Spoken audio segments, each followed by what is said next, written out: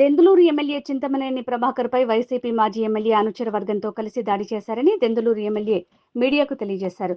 ఒక పెళ్లి ఫంక్షన్లో నేను వెళ్తుండగా ప్లాన్ ప్రకారమే నా కారుకు వాళ్ల కారు అడ్డం పెట్టారని, అభయ చౌదరి డ్రైవర్ దురుసుగా ప్రవర్తిస్తే నేను వెళ్లి మందలించానని, వెంటనే అక్కడ ప్లాన్గా ఉన్న వైసీపీ మూకలు దాడికి ప్రయత్నించారని, ఆ దాడిలో మా గన్మ్యాన్ ని తీవ్రంగా కొట్టారని, ఈ విషయంపై దెందులూరు ఎస్పీకి ఫిర్యాదు చేశామని తెలియజేశారు. ఈ డెమోక్రసీలో ఎవరైనా ఎక్కడికైనా వెళ్లొచ్చని, మీ వైసీపీ ప్రభుత్వంలో చందాల రూపంలో ప్రజల్ని దోచుకున్నారని, ఏదో జగన్ గాలిలో నువ్వు ఎమ్మెల్యే అయ్యావు కానీ నీకు గాని నీ తండ్రికి గాని అసలు రాజకీయాలు చేసే అర్హత లేదని దుయ్యబట్టారు. నియోజకవర్గంలో శాంతి భద్రతలకు ఆఘాతం కలిగించే విధంగా మీ ప్రవర్తన ఉంటే మేము చూస్తూ ఊరుకోమని హెచ్చరించారు. అందరికీ నమస్కారం. ఈరోజు కొంతమంది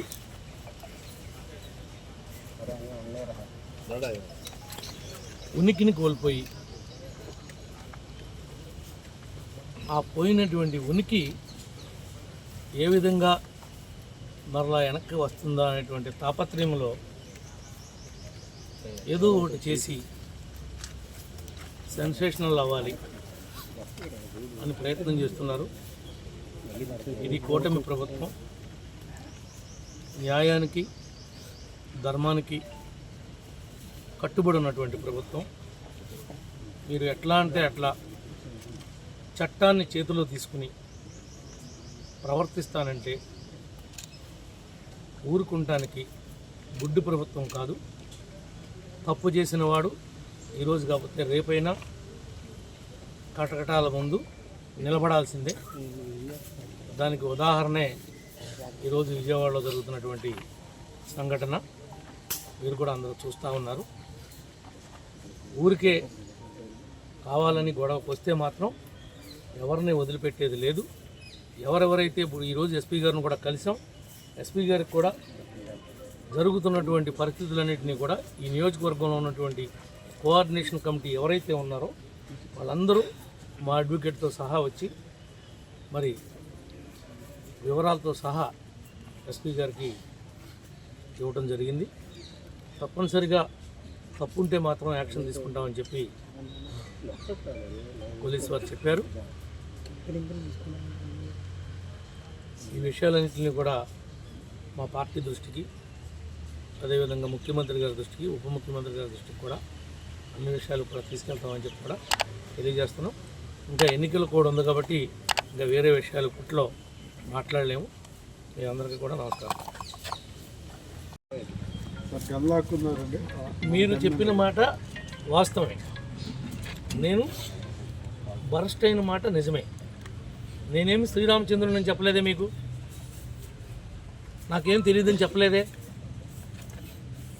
నీవు నా కారు కడ్డం పెట్టి నా డ్రైవర్ మీద, నా గన్మెన్ మీద నీ మనుషులు నీ మంది బలాన్ని వేసుకుని తిరగబడతా ఉంటే మేమేమన్నా చేతగాని దద్దమ్మలమా? మేమేమన్నా గాజులు వేసుకున్నామా? నువ్వు ముండలాగా నువ్వు తిరుగుతూ ఉండి మా మీద తిరగబడే హక్కు మీకెవడిచ్చాడు? ఇది డెమోక్రసీ. నీకు శుభకార్యాలకు వెళ్ళే రైట్ ఉంది, నాకు వెళ్ళే రైట్ ఉంది. నేను వెళ్ళినప్పుడు నా కారు వస్తుంది, మీరు వెళ్ళినప్పుడు మీ కారు వస్తుంది. నేను వెళుతున్నప్పుడు నా కారు కడ్డంగా నీ కారు తీసుకొచ్చి పెట్టి కావాలని నన్ను ఆపటం ఇది భావ్యమా? ఈ విషయాలు అడగలేకపోయారండి మీడియా మిత్రులారా. ఎవరి కారుకి ఎవరు అడ్డం పెట్టారు? ఎందుకు పెట్టవలసి వచ్చింది? ఏ ఉద్దేశంతో పెట్టారు? మీ యొక్క ఆలోచన విధానం ఏంటి? మీరు ఎవరికి అడ్డం పెట్టదలుచుకున్నారు అక్కడ? అది ఒక శుభకార్యం. తెలుగుదేశం వాళ్ళు వస్తారు, దొంగల పార్టీ వాళ్ళు వస్తారు, బీజేపీ వాళ్ళు వస్తారు, జన సైనికులు వస్తారు, అన్ని పార్టీలు వస్తారు, వెళతారు. వచ్చినవాడు పెళ్లి పని చూసుకోవాలి, వాళ్ళకి విషయం చెప్పాలి. ఎవరన్నా మనకు కావాల్సిన వాళ్ళు ఉంటే ఆత్మీయంగా మాట్లాడుకోవాలి, మన పని చూసుకుని మనం వెళ్ళిపోవాలి. కార్లు అడ్డం పెట్టి వెళ్ళనీకోకుండా, కదలనీకోకుండా ఎవరి యొక్క స్వేచ్ఛని మీరు ఆపుతారని అడుగుతున్నాం. మేము అడిగిన దానికి మీరు అడగాలి వాళ్ళని. నిజంగా కారు పెట్టలేదా చెప్పమానండి. నీకు కావాలంటే విజువల్స్ ఇస్తా. నా కారు కెమెరా ఉంది. నా కారు ముందు క్వైట్ ఒక్క ఇంచు కూడా కదలతాక లేకుండా అడ్డం పెట్టాడు. నా డ్రైవరు గన్మెన్ నాతో ఉండిపోయాడు. నా డ్రైవరు 3 సార్లు సెక్యూరిటీ వాడిని, ఆ యొక్క కళ్యాణ మండపం సెక్యూరిటీ వాడిని పంపించి 3 సార్లు మేము సార్ వచ్చేసారు కారు తీయండి అని చెప్పి కౌరు పెట్టాడు. కారు తీయిపోగా ఎదురు మాట్లాడుతుంటే వీళ్ళు ప్రజల సొమ్ముతో బతికేవాళ్ళు, ప్రజల సొమ్ము కాజేసేవాళ్ళు, దోపిడీదారులు. వీళ్ళు తిరగటానికే హక్కు లేనటువంటి వాళ్ళు ఈ నియోజకవర్గంలో. వీళ్ళ ఇంటి ముందు రోజు వంట వార్పు జరుగుతుంది. కొన్ని కోట్ల రూపాయల డబ్బు లూటీ చేశారు. వాటికి సమాధానం చెప్పబడద్దని ఏదో బొంకుతుంటే సరిపోతుందా? నేను తిట్టాను అంటే తిట్టకేం చేస్తారు? నీ కారు గడ్డం పెడతాను, నీ మోటార్ సైకిల్ గడ్డం పెడతాను, నేను కథలని పడతాను, నువ్వు ఊరుకుంటావా మిత్రమా? నువ్వు ఊరుకుంటావా అని అడుగుతున్నా. నీకు ఆవేశం రాదా? నేను తిట్టలేదని మీతో చెప్పానా? తిడతమే కాదు, ఎక్కడి దాకా వెళ్ళాలో అక్కడ దాకా వెళతాం. ఎవడు పద్ధతి కోల్పోయినా మంచితనంగా ఉన్నంతసేపు మంచితనంగా ఉంటాం, ఫ్రెండ్లీగా ఉంటే ఫ్రెండ్లీగా ఉంటాం. అనేక మంది వైఎస్ఆర్ పార్టీ వాళ్ళు కలిశారు రాత్రి మమ్మల్ని, మాకు షేక్ హ్యాండ్లు ఇచ్చారు, మాతో మాట్లాడారు. పెళ్ళిళ్ళలో నమస్కారం పెట్టి, నమస్కారానికి ప్రతి నమస్కారం పెట్టి వచ్చాం. నీకు సంస్కారం లేదు కాబట్టి నువ్వు సంస్కారహీనుల్లాగా ప్రవర్తిస్తున్నావు. కబడ్దార్ ఏమనుకుంటున్నావు? కబడ్దార్. మంచిగా ఉన్నంతసేపు ఎవరి జోలికి చీమకి కూడా ఈ నియోజకవర్గంలో హాని జరగడానికి వీల్లేదు. వైఎస్ఆర్ నాయకుల్ని కార్యకర్తలను కూడా కాపాడాల్సినటువంటి బాధ్యత మాకుంది.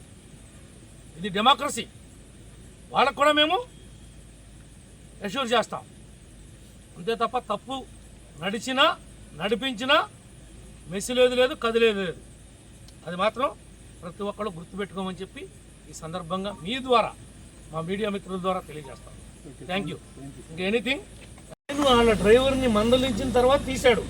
అదే విజువల్ మీకు ఇస్తాను, నువ్వు చూడు. నా కార్కి ఇప్పుడు కెమెరా ఉంది, నా కార్ కెమెరాలో నువ్వు చూసుకో, నా కార్ కెమెరాలో చూసుకో. కారు అడ్డు లేక ఉండుంటే అసలు నేను కారు దిగి ఆ డ్రైవర్ని మందలించే పని ఉంది? ఎంత అసలు కదులుతా లేకుండా పెట్టాడు లేదో చూడు. మీ దగ్గర ఉన్నది వాళ్ళు చూపించేది ఏంటి? కారు అడ్డు లేదు కదా, ఎట్ట వెళ్ళిపోయాడు, కారు అడ్డు ఉంటే అని అడుగుతున్నారు. నేను మందలించిన తర్వాత నీ డ్రైవరు మీ వాళ్ళు సమాధానం చెప్పలేక కారు తీశారు.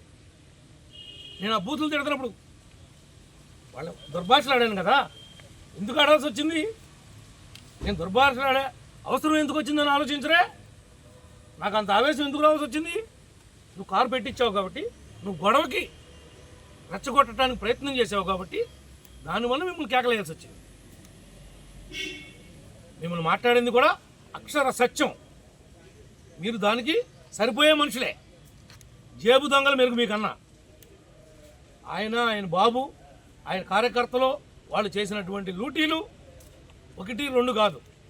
గ్రామాల్లో రోడ్లు పోస్తుంటే గవర్నమెంట్ మారిపోతే ఆ పైపులమ్ము పనిచేద్దామని, సిమెంట్ రోడ్డు పోద్దామని ఇసుక, కంకర, సిమెంటు పెడితే అవి నీ కార్యకర్తలు నువ్వు అమ్ముకున్నటువంటి దిగజారిన పరిస్థితి. నీకు మాకు నక్కకి నాగలోకానికి ఉన్నంత తేడా ఉంది. మీ బ్రతుకే చందాలు వేసుకుని బతికే బ్రతుకు. గుళ్ళు మీద, హుండీల మీద డబ్బులు తీసుకుని ట్రస్ట్ అని చెప్పి ఒక్క పేదవాడికి కూడా 10 పైసలు సాయం చేయకోకుండా ఆ సాయిబాబా బొమ్మ పెట్టుకుని ఆ డబ్బులు తింటూ బతికేటువంటి కుటుంబం మీ కుటుంబం. మీరా ఏదో కర్మగాలి ఆ గాలి దోలి నువ్వు ఎమ్మెల్యే అయ్యావు తప్ప, ఆ జగన్ గారి పుణ్యం అంట నువ్వు ఎమ్మెల్యే అయ్యావు ఈ నియోజకవర్గానికి.